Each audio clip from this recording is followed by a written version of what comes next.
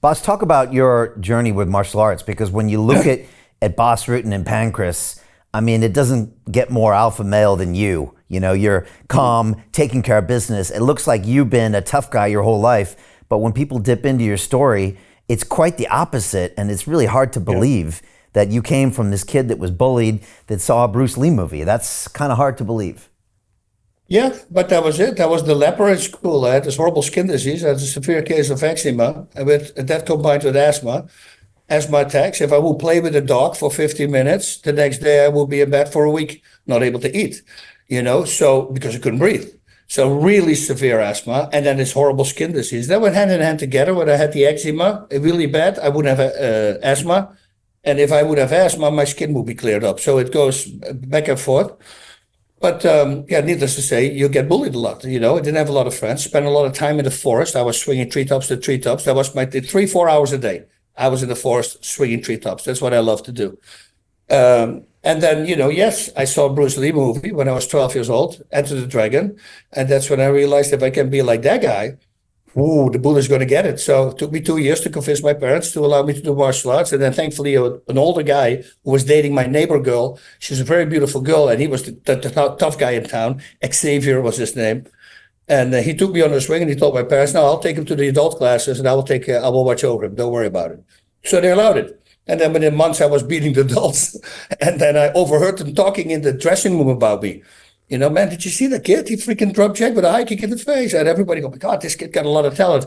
And once you hear that as a kid, who normally only hears negative stuff, but then adults are speaking highly of you, you tend to become more confident.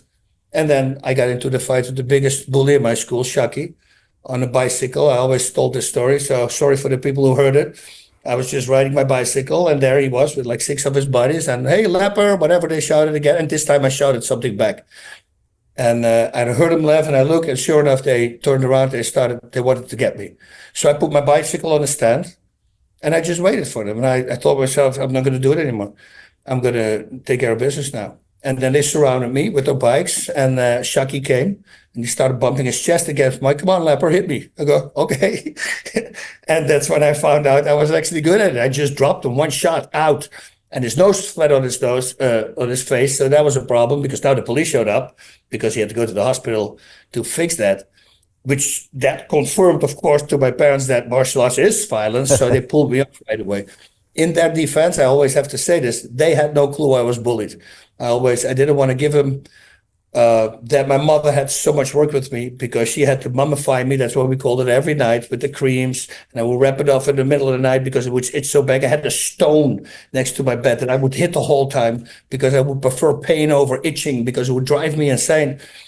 And then, so I never told my mother that I was bullied because she had enough on her head already. But I'm pretty freaking sure that if my dad would have known and my mom, they would have said, no, he's going to stay on there because this is the way for him to fight back. But unfortunately, I didn't want to tell him at the time. Wow. And so that you fought the bullies and then you just kept going. And pretty soon you realized you had a talent for this.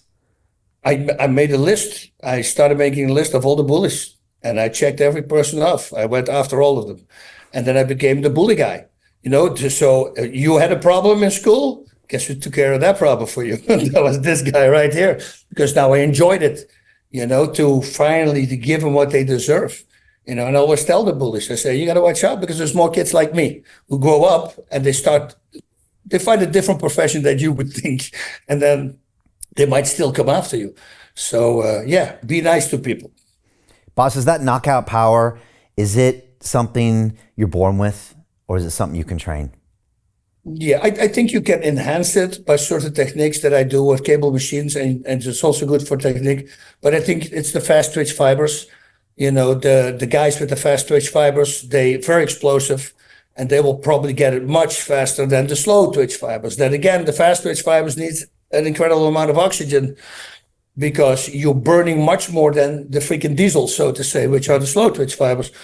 So these guys can keep on coming. Those are the guys with the 35 heart rate a minute, and the sympathetic nervous system, the parasympathetic nervous system is really freaking high. And that's what us. The rest of the world is pretty much the fast twitch fibers, the explosive guys. And I think once you have that explosiveness, you can translate that pretty much to anything.